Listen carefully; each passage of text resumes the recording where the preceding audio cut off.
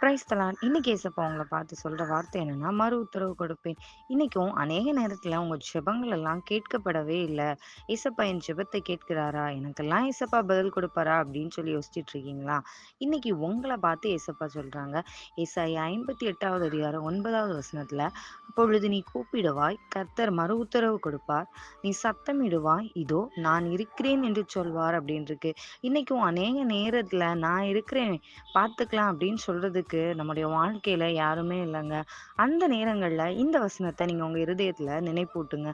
ஏசப்பா இருக்கிறாருங்க. உலக மனுஷங்க ஒரு வேளை கூட இருந்தாலும், எல்லா நேரத்திலும் உங்களால நம்ம கூட இருக்க முடியாது. ஆனா எல்லா சூழ்நிலைகளும், எல்லா இடத்திலும் தேவனால மாத்திரம் நம்மோடு இருக்க முடியும். நம்முடைய ஜெபங்களுக்கு அவர் மறு உத்தரவு கொடுக்கறாங்கங்க. அதனால என் ஜெபத்த ஏசப்பா கேட்க மாட்டாருன்னு சொல்லி கவலைப்பட்டு ஜெபிக்காம இருப்பதை காட்டிலும் ஜெபிங்க. ஏற்ற காலத்துல உங்க ஜெபத்துக்கு ஏசப்பா பதில் குடுப்பாங்க. உங்களோடு இருந்து உங்கள இன்னும் அதிகமா ஆசீர்வதிப்பாங்க. விசுவாசத்தோடு இருப்போம். ஆசீர்வாதத்த பெற்றுக்கொள்வோம். Amen. God bless you all.